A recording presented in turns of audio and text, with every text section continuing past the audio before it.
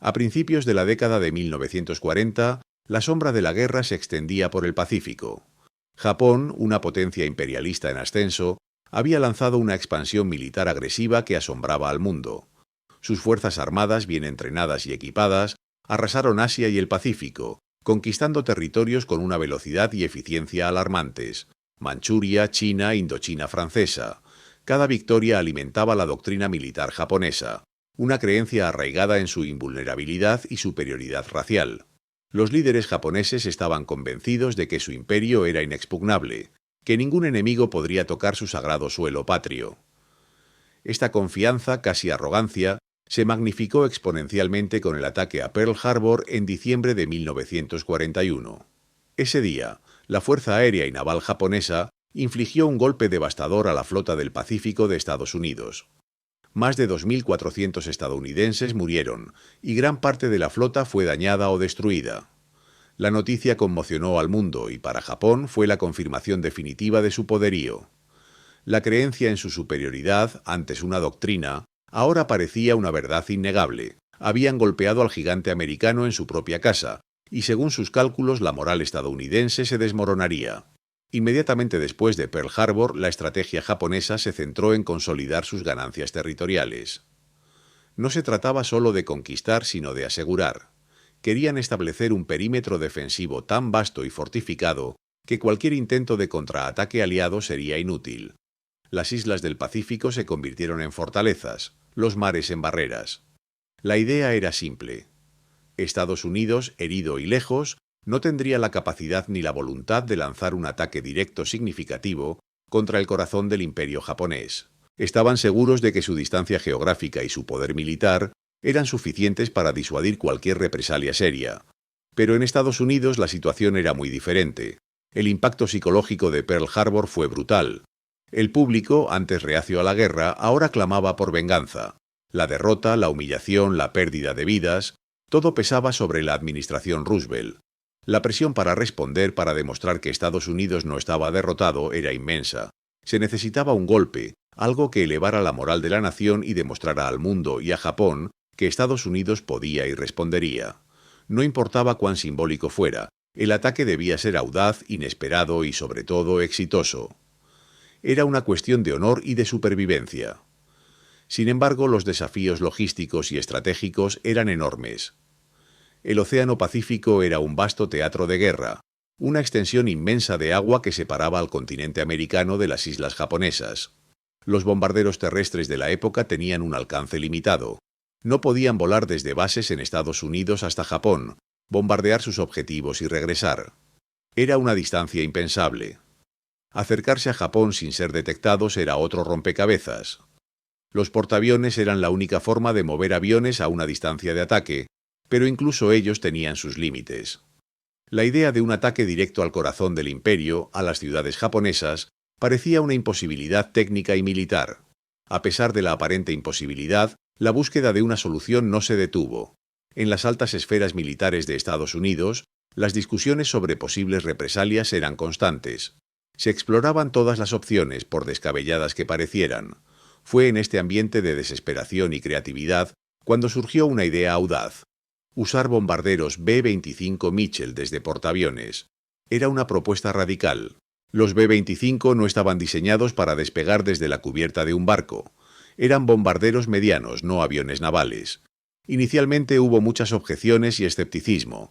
Los ingenieros y los pilotos navales señalaron las dificultades técnicas. ¿Cómo se lanzarían aviones tan pesados desde una pista tan corta? ¿Cómo se modificarían para aumentar su alcance? Pero la necesidad de un golpe era tan grande que las objeciones se fueron calmando. Alguien tenía que hacer lo imposible. Fue entonces cuando la figura de James H. Doolittle entró en escena. Doolittle, un aviador legendario y un ingeniero aeronáutico brillante, era conocido por su audacia y su capacidad para resolver problemas. Había sido un pionero de la aviación, un piloto de pruebas y un experto en vuelo instrumental. Su reputación era impecable. Se le confió la tarea de desarrollar y liderar este raid de alto riesgo. Su enfoque metódico y su espíritu innovador eran exactamente lo que se necesitaba para convertir una idea descabellada en un plan operativo. El proceso de selección de las tripulaciones y los aviones fue riguroso. Se buscaron voluntarios de élite, pilotos y tripulantes, que no solo fueran hábiles, sino también valientes y dispuestos a arriesgarlo todo. No se les dijo la naturaleza exacta de la misión, solo que sería extremadamente peligrosa y secreta. Los B-25 Mitchell fueron modificados especialmente para la operación. Se les retiraron las torretas de cola y otras armaduras para reducir el peso. Se instalaron tanques de combustible adicionales para aumentar su alcance. Se les enseñó a despegar en distancias increíblemente cortas, algo que nunca habían hecho antes. El entrenamiento fue intenso y confidencial. En una base aérea en Florida y en otros lugares secretos, los pilotos practicaron despegues cortos una y otra vez, simulando las condiciones de la cubierta de un portaaviones. Aprendieron a volar a baja altitud, a navegar largas distancias sin referencias visuales, confiando solo en sus instrumentos. También se les preparó para la eventualidad de un aterrizaje forzoso en China, el destino final de su vuelo después de bombardear Japón. Era un plan de una sola vía, sin regreso al portaaviones. Finalmente llegó el momento de la verdad. Los B-25 fueron cargados con mucho cuidado en la cubierta del portaaviones USS Hornet. Era una imagen inusual, bombarderos terrestres alineados en la cubierta de un barco de guerra. El Hornet zarpó en secreto, su destino final desconocido para la mayoría de la tripulación. En el mar se encontró con el USS Enterprise, y juntos formaron el Grupo de Tarea 16, una fuerza de ataque formidable pero vulnerable. El secreto se mantuvo a bordo. Nadie sabía a dónde se dirigían ni cuál era su misión. La travesía por el Pacífico fue silenciosa y tensa. Los barcos navegaban sigilosamente, evitando las rutas de navegación conocidas y las patrullas japonesas. A bordo, el nerviosismo de las tripulaciones era palpable. A medida que se acercaban a Japón, la vigilancia se intensificó. Se monitoreaba constantemente la radio, se buscaban señales de actividad enemiga, se mantenía una vigilancia aérea constante. Cada día que pasaba, el riesgo aumentaba. La misión estaba planeada para lanzarse a una distancia específica de Japón, pero el destino tenía otros planes. El 18 de abril de 1942, el Grupo de Tarea 16 fue descubierto prematuramente por patrulleras de vigilancia japonesas. Aunque el barco japonés Nitto Maru fue rápidamente hundido por los destructores estadounidenses, la información ya había sido transmitida. El elemento sorpresa estaba perdido. Doolittle se enfrentó a una decisión crítica. Si esperaba, el riesgo de ser atacados por la aviación japonesa sería demasiado grande. Tenía que lanzar el ataque antes de lo previsto, a una distancia mucho mayor de lo planeado originalmente. Era una apuesta arriesgada. Los B-25 tendrían que volar más lejos, lo que significaba menos combustible para llegar a China. Pero no había otra opción. La preparación final para el despegue fue frenética. Los últimos ajustes en los aviones y el equipo se hicieron bajo una tensión palpable. En la cubierta del Hornet, las tripulaciones se despidieron, sabiendo que muchos de ellos probablemente no regresarían. Las últimas palabras de aliento se intercambiaron, y la conciencia de la inminente misión suicida se cernía sobre todos. El rugido de los motores comenzó a llenar el aire, y el primer B-25 se preparó para su audaz despegue. El origen de una idea tan descabellada como bombardear Japón desde portaaviones no fue algo que surgiera de la noche a la mañana. Después del ataque a Pearl Harbor, el alto mando estadounidense estaba bajo una presión inmensa para responder, para demostrar que no estaban acabados. Las discusiones iniciales sobre posibles represalias eran variadas, muchas de ellas poco prácticas. Se hablaba de contraataques navales, pero la flota del Pacífico estaba muy dañada. La idea de usar bombarderos terrestres B-25 Mitchell, que normalmente necesitaban una pista larga para despegar, desde la cubierta de un portaaviones, parecía una locura al principio. Había mucho escepticismo. Los B-25 eran aviones grandes y pesados para un portaaviones. ¿Cómo iban a despegar? ¿Y qué pasaría con el combustible? La mayoría de los expertos pensaban que era inviable. Pero a medida que la necesidad de un golpe audaz crecía, la idea, por muy arriesgada que fuera, empezó a ganar tracción. Se necesitaba algo que no solo causara daño físico, sino que también golpeara la moral japonesa y levantara la de los estadounidenses. Aquí es donde entra en juego James H. Doolittle. No era un militar cualquiera. Era un aviador legendario, conocido por su audacia, su inteligencia y su capacidad para innovar. Antes de la guerra ya había hecho historia en la aviación, batiendo récords de velocidad y desarrollando nuevas técnicas de vuelo instrumental. Doolittle era el tipo de hombre que no se dejaba intimidar por lo imposible. Su reputación lo precedía, y era la persona ideal para liderar una misión tan arriesgada. Se le confió la tarea de desarrollar y planificar el raid, un papel crucial que requería no solo experiencia en aviación, sino también una mente estratégica y la capacidad de pensar fuera de lo convencional. Su liderazgo fue fundamental para que la misión pasara de ser una idea loca a un plan concreto. El siguiente paso fue seleccionar a las tripulaciones y los aviones. No se podía enviar a cualquiera. Se buscaron voluntarios, hombres de élite que estuvieran dispuestos a arriesgarlo todo. Los criterios eran estrictos: pilotos experimentados, navegantes precisos y artilleros con nervios de acero. Se les dijo que la misión era peligrosa y confidencial, pero no se les reveló el objetivo final hasta mucho después. Sabían que se estaban alistando para algo grande, algo que podría cambiar el rumbo de la guerra. Los B-25 Mitchell, robustos y confiables, fueron los aviones elegidos, pero necesitaban modificaciones especiales. Para aumentar su alcance se les quitaron las torretas inferiores y se reemplazaron por tanques de combustible adicionales. Esto significaba que el avión sería más ligero, pero también más vulnerable. Para poder despegar desde un portaaviones se les instalaron bastidores especiales para bombas que permitían cargar las bombas de forma más eficiente. Cada detalle fue pensado para maximizar la capacidad de carga y el alcance, elementos críticos para la misión. Se les informó a los mecánicos que los aviones iban a ser utilizados para una misión secreta de entrenamiento, sin darles más detalles. El entrenamiento fue riguroso y sobre todo secreto. En un aeródromo de Florida y luego en otros lugares, las tripulaciones practicaron despegues cortos una y otra vez.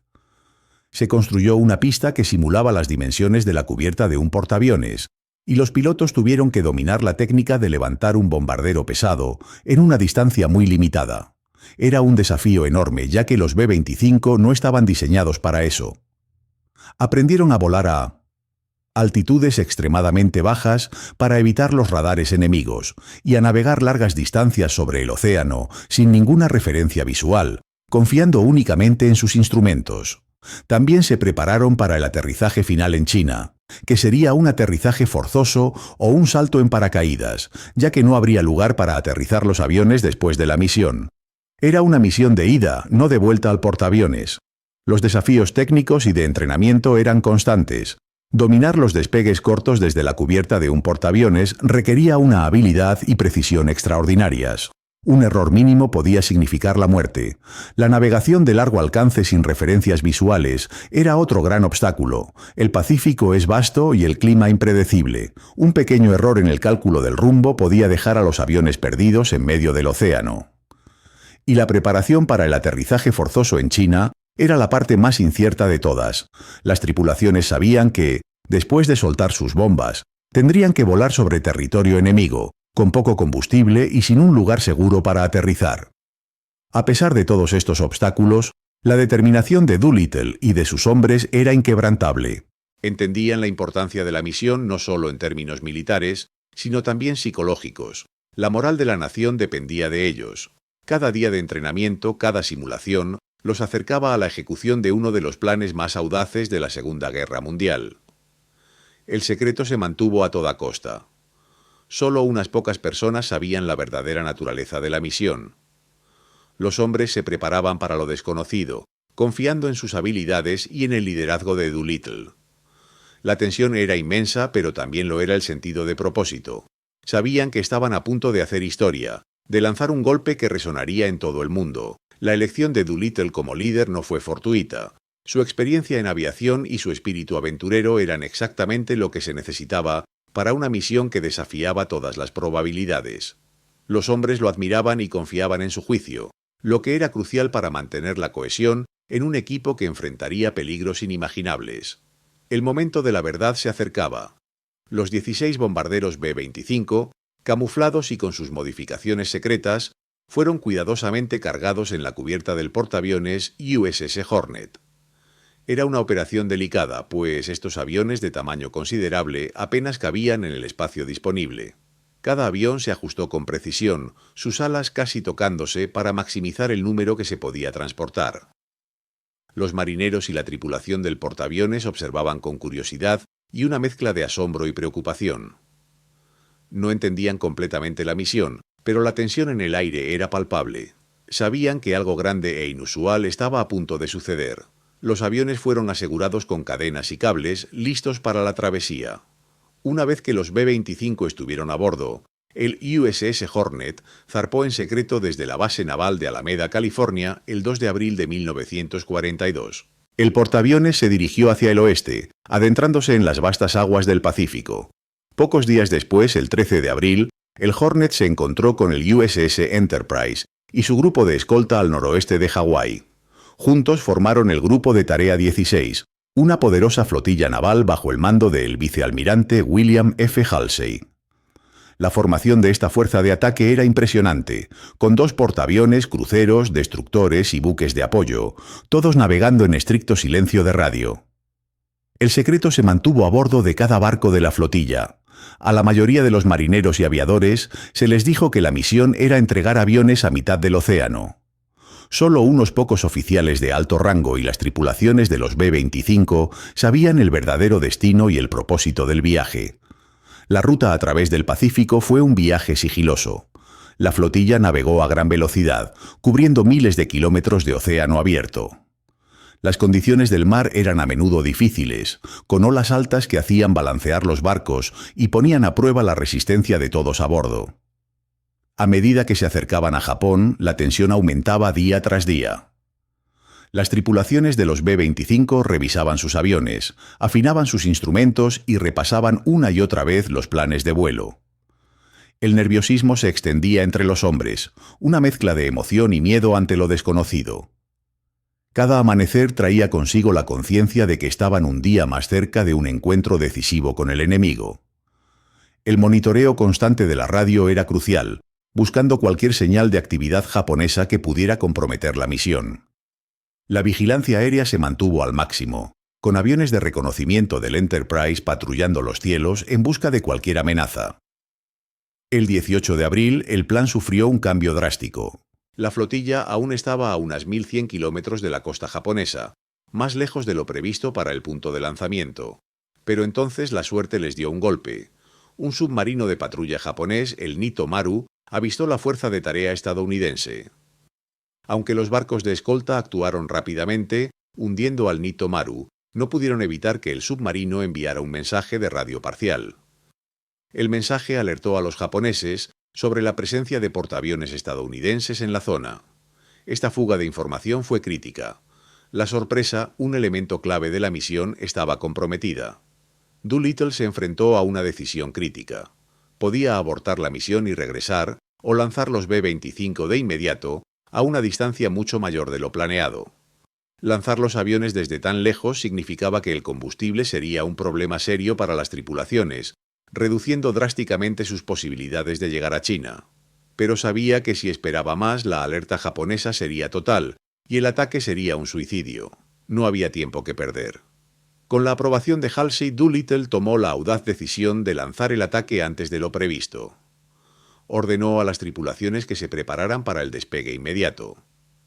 La noticia de la decisión de Doolittle corrió como la pólvora entre las tripulaciones de los B-25. La distancia adicional significaba que las probabilidades de sobrevivir habían bajado aún más. Pero no hubo quejas. Eran voluntarios y estaban listos para cumplir con su deber. La preparación final para el despegue comenzó de inmediato. Los mecánicos hicieron los últimos ajustes en los motores y los sistemas de los aviones. Se cargaron los últimos barriles de combustible adicionales, apretando cada gota posible en los tanques modificados. Las tripulaciones se pusieron sus equipos de vuelo, revisaron sus mapas y sus instrumentos de navegación. La tensión en la cubierta del Hornet era palpable, casi se podía cortar con un cuchillo. El viento soplaba fuerte, y las olas golpeaban el casco del portaaviones haciendo que la cubierta se balanceara. Doolittle, en su papel de líder, se movió entre los hombres ofreciendo palabras de aliento y confianza. Recordó a cada tripulación sus objetivos, la importancia de la misión para la moral de la nación. Les recordó que no estaban solos, que toda una nación esperaba su éxito. Sabían que esta era una misión de ida. No había vuelta al portaaviones. Después de soltar sus bombas tendrían que volar hacia China, esperando encontrar a los aliados allí. Las últimas palabras de aliento eran más que una formalidad. Eran un reconocimiento tácito de la inminente misión suicida a la que se enfrentaban. La conciencia de lo que estaba en juego pesaba sobre todos, pero también impulsaba su determinación. Cada hombre sabía que estaba a punto de embarcarse en algo que cambiaría el curso de la guerra, o al menos intentarlo. La fe en sus máquinas, en su entrenamiento y en su liderazgo era lo único que los mantenía firmes en ese momento de incertidumbre. El viento azotaba la cubierta del Hornet, las olas golpeaban con fuerza contra el casco del portaaviones, haciendo que la gigantesca mole se moviera de lado a lado. A pesar del movimiento, los 16 bombarderos B-25, cargados con combustible y bombas, se alineaban en la cubierta, motores rugiendo, listos para la misión más audaz de la guerra hasta ese momento. La atmósfera era tensa, cargada de una mezcla de adrenalina y miedo. Cada piloto y miembro de la tripulación sabía que estaban a punto de embarcarse en un viaje del que muchos quizás no regresarían. El primer B-25, pilotado por el propio Doolittle, se preparó para el despegue. Los oficiales de cubierta hacían señales frenéticas. La distancia de despegue era mínima para estos bombarderos terrestres, y la cubierta mojada y en movimiento añadía un peligro extra.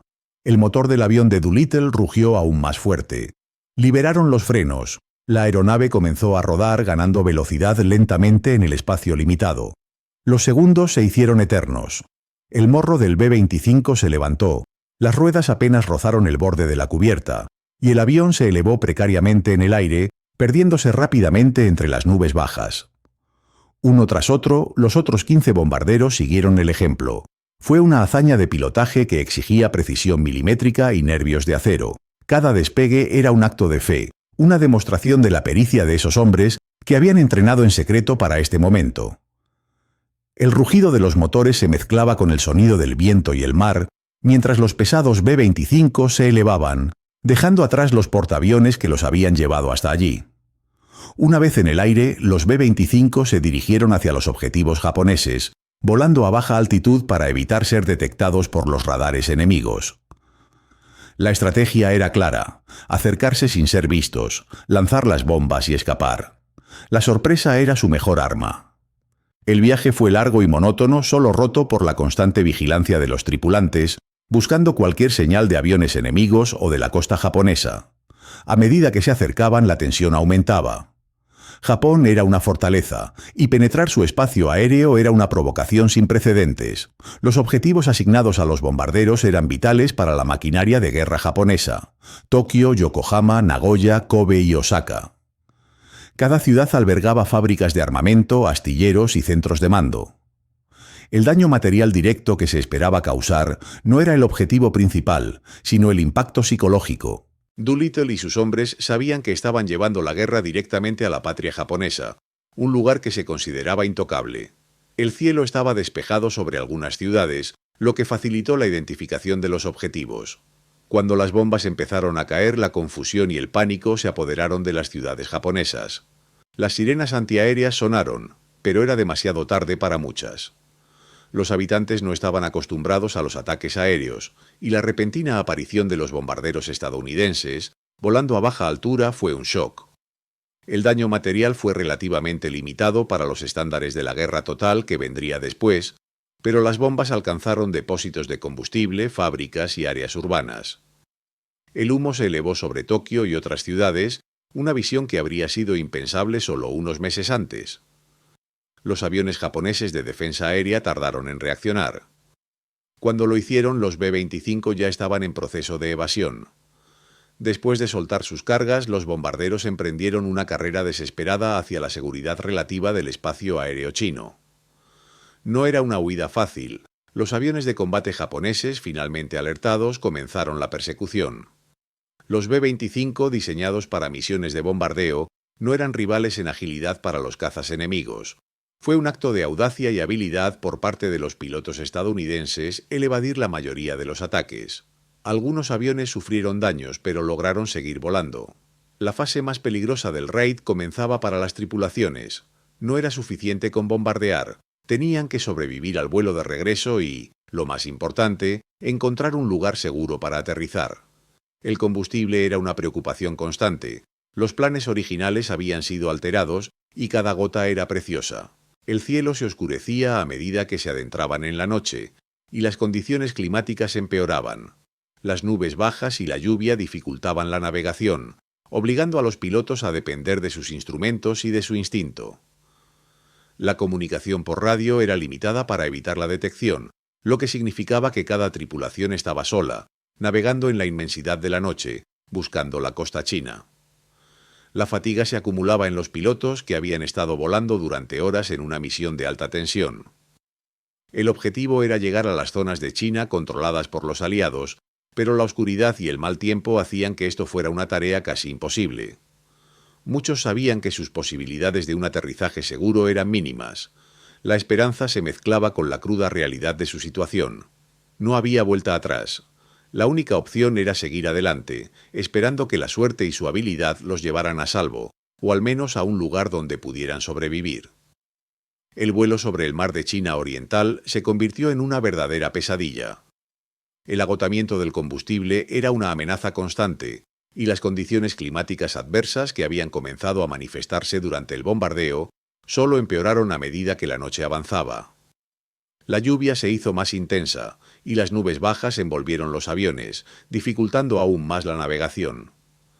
La desorientación era generalizada, cada tripulación estaba sola, intentando encontrar su camino a través de la oscuridad y la tormenta. Los pilotos se esforzaban por mantener el rumbo, pero la visibilidad era casi nula. La dispersión de los aviones era inevitable. Cada uno seguía su propio camino, esperando encontrar un claro en las nubes o una señal que les indicara la dirección correcta. La desesperación comenzó a crecer en las cabinas a medida que se acercaban a la costa china. Sabían que estaban sobre territorio amigo, pero aterrizar en medio de la noche bajo una tormenta, en un terreno desconocido, era extremadamente peligroso. Los instrumentos de navegación, aunque avanzados para la época, no eran suficientes para guiarles con precisión en esas circunstancias tan extremas. Muchos de los B-25 se quedaron sin combustible mientras aún estaban en el aire. Algunos pilotos intentaron exprimir hasta la última gota, buscando desesperadamente un lugar para aterrizar. Otros, al ver que no había esperanza, tomaron la difícil decisión de ordenar a sus tripulaciones que saltaran en paracaídas. Las condiciones para los saltos en paracaídas y los aterrizajes de emergencia eran brutales. La mayoría de los aviones terminaron estrellándose en las montañas, campos o ríos de China. Las tripulaciones que lograron saltar se encontraron en medio de la oscuridad, sin saber dónde iban a caer. El impacto contra el suelo, a menudo en terrenos rocosos o boscosos, causó heridas a muchos de los aviadores. Otros tuvieron la suerte de aterrizar en zonas más blandas, pero aún así la experiencia fue traumática. La fatiga acumulada durante horas de vuelo y la tensión de la misión se sumaron a las heridas físicas. Algunos cayeron en zonas montañosas y escarpadas, mientras que otros lo hicieron en selvas densas donde la vegetación dificultaba el movimiento y la orientación. Lo que las tripulaciones no sabían era que, a pesar de estar en un territorio aliado, una gran parte de la China continental estaba bajo control o influencia japonesa. Esto significaba que, incluso después de sobrevivir al aterrizaje, el peligro no había terminado. Sin embargo, en medio de esa desolación y peligro, encontraron una ayuda inesperada. Campesinos y guerrilleros chinos, a menudo arriesgando sus propias vidas, se movilizaron para rescatar a los aviadores estadounidenses. Estos hombres y mujeres, que habían sufrido la brutalidad de la ocupación japonesa durante años, vieron en los aviadores a aliados y símbolos de esperanza. La comunicación era un desafío enorme. Los aviadores hablaban inglés, los campesinos hablaban dialectos chinos. La comunicación se realizaba a través de gestos, dibujos y, en algunos casos, con la ayuda de unos pocos intérpretes que hablaban algo de inglés o que habían sido educados en misiones. A pesar de la barrera del idioma, la solidaridad fue inmediata. Los chinos les dieron comida, ropa seca y refugio. Los escondieron de las patrullas japonesas y los guiaron a través de senderos secretos, lejos de las zonas controladas por el enemigo. Existía una red de resistencia clandestina en China, formada por guerrilleros y civiles leales al gobierno nacionalista, que había sido alertada sobre la posible llegada de los aviadores. Esta red jugó un papel crucial en la recuperación y el transporte de los Doolittle Raiders hacia zonas seguras controladas por el gobierno chino. No todas las tripulaciones tuvieron la misma suerte. 8 aviadores fueron capturados por las fuerzas japonesas. Su destino fue trágico. Fueron sometidos a brutales interrogatorios, torturas y un juicio simulado que no tenía ninguna base legal. Las autoridades japonesas estaban furiosas por el ataque y querían dar un ejemplo. De los 8, 3 fueron ejecutados por fusilamiento. Sus nombres fueron Dean A. Hallmark, William G. Farrow y Harold A. Spatz. Un cuarto, Robert J. Meder, murió en cautiverio por enfermedad y maltrato. Los otros 4 fueron condenados a cadena perpetua en condiciones inhumanas, aunque eventualmente fueron liberados al final de la guerra. La noticia de la captura y el destino de algunos de los raiders tardó en llegar a Shela, Estados Unidos, y cuando lo hizo causó una profunda indignación. La brutalidad japonesa contra los prisioneros de guerra ya era conocida, pero este incidente puso de manifiesto hasta qué punto estaban dispuestos a llegar. Para los aviadores que lograron sobrevivir y ser rescatados por los chinos, el viaje no terminó con el aterrizaje. Tuvieron que emprender largas caminatas a través de terrenos difíciles, a menudo heridos y exhaustos, confiando plenamente en la guía de sus protectores chinos. La solidaridad del pueblo chino fue fundamental para su supervivencia y para que la mayoría de los raiders pudieran regresar a casa. El propio Doolittle, después de saltar de su avión en paracaídas, fue encontrado por campesinos chinos y, con su ayuda, logró reunirse con otros miembros de su tripulación y ser llevado a un lugar seguro. La odisea de supervivencia de los raiders se convirtió en una historia de heroísmo y resistencia, no solo por su audaz misión de bombardeo, sino también por el increíble viaje que tuvieron que emprender para regresar a la seguridad. La experiencia de estos hombres, tanto los que sobrevivieron como los que no, dejó una marca imborrable en la historia de la Segunda Guerra Mundial y en la memoria de ambos países. El raid había terminado, pero las consecuencias apenas comenzaban a sentirse, tanto para Japón como para el resto del mundo. La brutalidad de la guerra se había manifestado de una manera muy personal para estas tripulaciones. El impacto psicológico del ataque en Japón fue tremendo. Al principio hubo una incredulidad generalizada. La población japonesa, y en gran medida también su gobierno, vivía bajo la firme convicción de que su patria era inexpugnable. La propaganda oficial había reforzado esta idea con insistencia, presentando a Japón como una nación divina, protegida por sus dioses y su ejército invencible. La idea de que bombarderos enemigos pudieran sobrevolar Tokio y otras ciudades importantes y soltar sus cargas era simplemente impensable. Era una afrenta directa a su honor nacional y a la promesa de seguridad que el gobierno había hecho a su pueblo.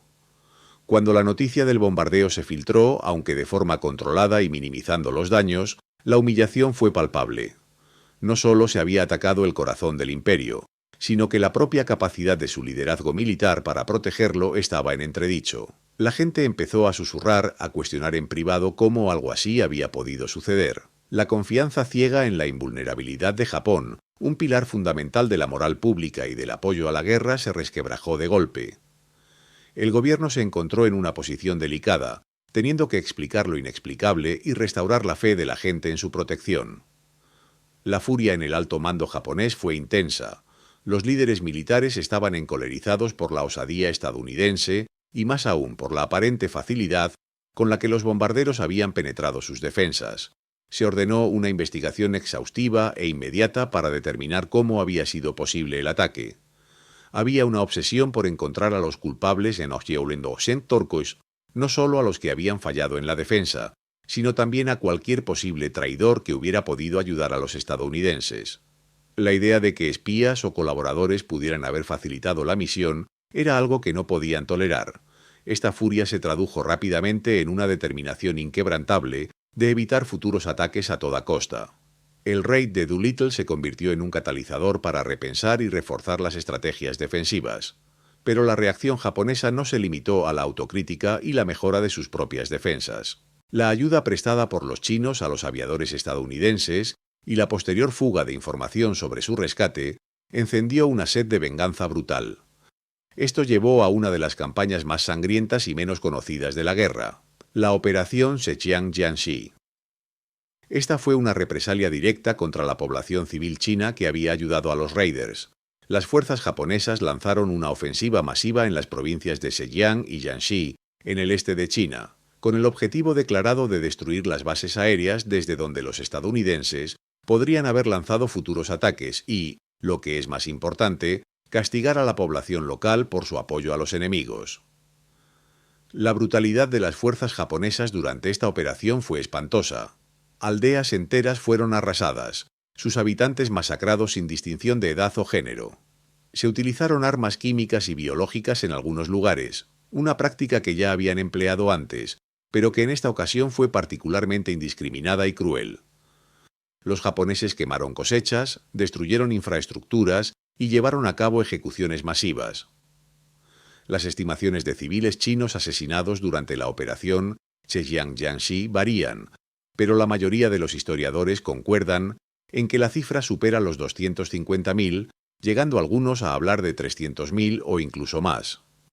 Fue un acto de terrorismo de Estado a gran escala, diseñado para infundir miedo y disuadir cualquier futura colaboración con los aliados.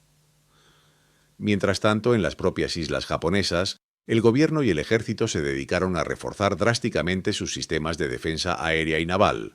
Se desplegaron más aviones de combate y unidades antiaéreas en las principales ciudades y bases estratégicas. Se revisaron y mejoraron las estrategias defensivas y de patrulla, especialmente en las costas orientales, que habían demostrado ser vulnerables. La paranoia sobre futuros ataques aéreos llevó a una obsesión por proteger el corazón del imperio a cualquier precio. Se construyeron nuevos refugios antiaéreos, se realizaron simulacros de ataque y se incrementó la vigilancia en todas las áreas costeras. El raid de Doolittle, aunque militarmente no causó un daño devastador, fue un golpe directo al orgullo y la seguridad japonesa. Reveló una vulnerabilidad que nadie había creído posible, y al hacerlo cambió la percepción de la guerra tanto en Japón como en Estados Unidos. Para los japoneses significó el fin de la ilusión de invulnerabilidad y el comienzo de una era de ansiedad. Para los chinos que habían ayudado a los raiders, significó un sufrimiento inimaginable a manos de sus ocupantes. Y para el alto mando japonés significó una reevaluación completa de su estrategia, que tendría consecuencias de gran alcance en los meses venideros. La respuesta japonesa al ataque de Doolittle demostró la crueldad de la guerra y la determinación de un imperio herido. El raid de Doolittle, más allá de la devastación en China y la humillación en Japón, tuvo ramificaciones estratégicas que alteraron drásticamente el curso de la guerra en el Pacífico. La decisión más significativa que surgió directamente de este ataque fue la de Admiral Isoroku Yamamoto, comandante en jefe de la flota combinada japonesa. Yamamoto, un estratega brillante y pragmático que había estudiado en Harvard y servido como agregado naval en Washington, entendía profundamente la capacidad industrial y el potencial bélico de Estados Unidos. Él había sido uno de los pocos que se opuso al ataque a Pearl Harbor, prediciendo que despertaría a un gigante dormido. Ahora, con el corazón del imperio atacado, se convenció de que la única forma de asegurar una victoria japonesa a largo plazo era buscar y destruir la flota estadounidense en una batalla decisiva. Esta convicción llevó directamente a la planificación de la batalla de Midway. Yamamoto creía que si podía atraer a los portaaviones estadounidenses a una trampa y aniquilarlos, Estados Unidos se vería forzado a negociar un tratado de paz favorable para Japón. El ataque de Doolittle le dio el pretexto y la urgencia para impulsar este plan audaz y arriesgado. Quería expandir el perímetro defensivo japonés aún más hacia el este, estableciendo una base en Midway para servir como un puesto de avanzada y una amenaza directa a Hawái, lo que obligaría a la flota estadounidense a salir a luchar. El riesgo era inmenso, pero para Yamamoto la humillación de Doolittle y la necesidad de eliminar la amenaza de futuros ataques aéreos justificaban la apuesta. Mientras Japón lidiaba con la conmoción y planeaba su respuesta, en Estados Unidos la situación era diametralmente opuesta. La noticia del raid de Doolittle fue un bálsamo para una nación que había estado deprimida por las constantes malas noticias desde Pearl Harbor y las sucesivas derrotas en el Pacífico. En un momento oscuro, cuando parecía que Japón era invencible, el ataque a Tokio fue un rayo de esperanza. Demostró que Japón no era invulnerable, que sus ciudades podían ser alcanzadas y que Estados Unidos tenía la capacidad de contraatacar. El impacto en la moral aliada fue inmenso. El público estadounidense, que había estado clamando por una respuesta, se sintió vindicado. El apoyo a la guerra se disparó, y la determinación de luchar hasta la victoria final se solidificó. El presidente Franklin D. Roosevelt, al ser preguntado sobre la base desde la que los aviones habían despegado, respondió ingeniosamente que lo hicieron desde Shangri-La, el paraíso ficticio, lo que añadió un toque de misterio y heroísmo a la hazaña. Este ingenio no solo elevó la moral, sino que también mantuvo el secreto sobre la verdadera naturaleza y origen del ataque, confundiendo aún más a la inteligencia japonesa. El papel del raid de Doolittle en la Guerra del Pacífico, aunque el daño material causado por las bombas fue limitado, fue mucho más allá de lo superficial.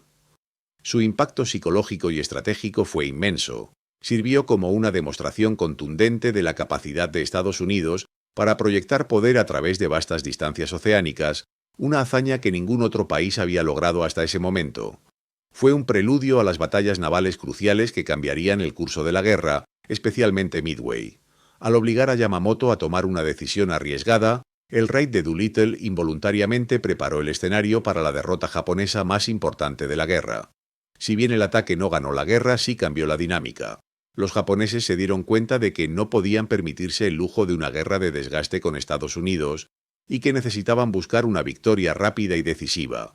Esta urgencia los llevó a errores estratégicos como la división de sus fuerzas antes de Midway, que los estadounidenses, gracias en gran parte a la inteligencia de descifrado de códigos, pudieron explotar.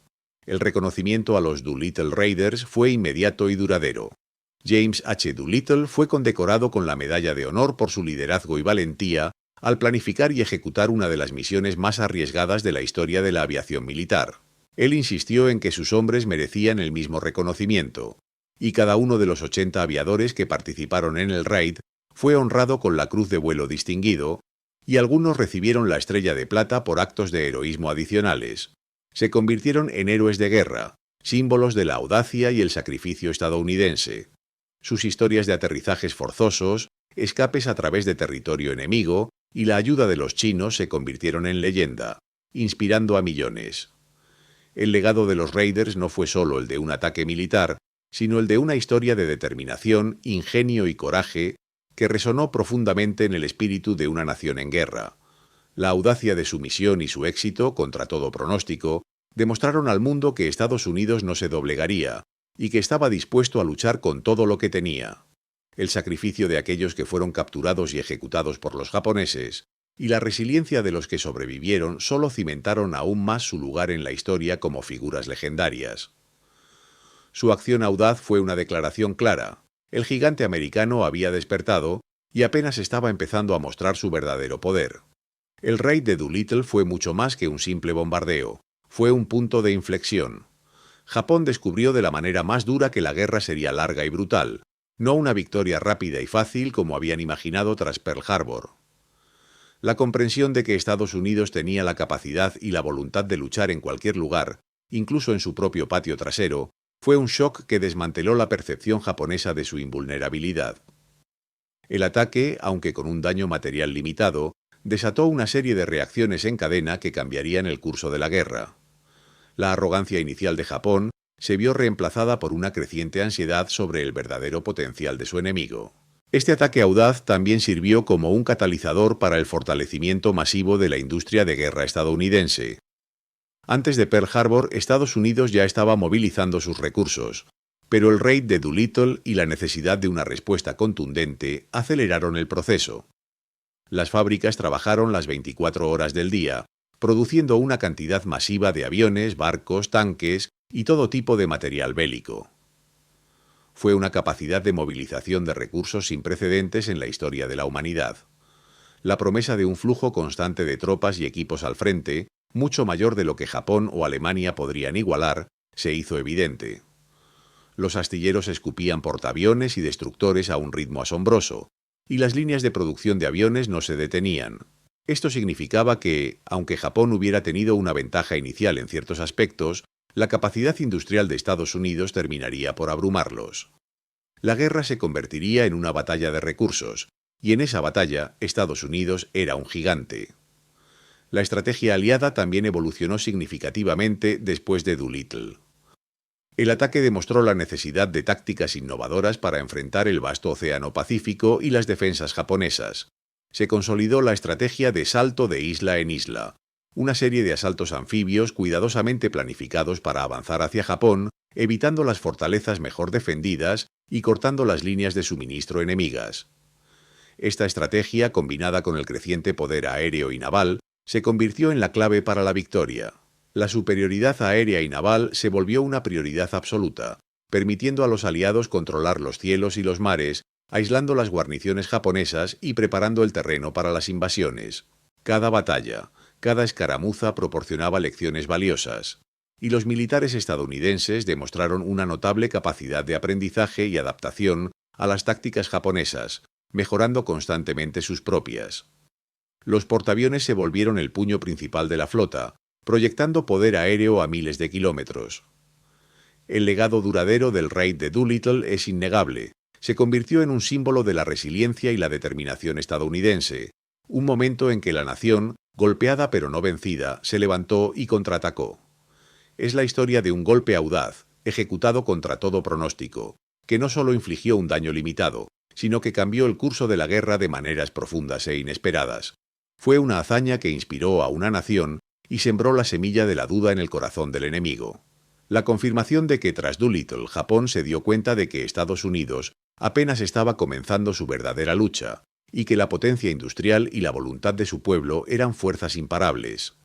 Los Doolittle Raiders no solo bombardearon objetivos militares, bombardearon la confianza japonesa y encendieron una llama de esperanza en el corazón de los aliados. Su misión fue una declaración clara. Estados Unidos había despertado, y el imperio japonés, que había creído en su propia invencibilidad, estaba a punto de descubrir el verdadero significado de la guerra total. La audacia de esos 80 hombres y 16 aviones marcó el verdadero inicio de la contraofensiva estadounidense en el Pacífico, una contraofensiva que culminaría en la victoria final.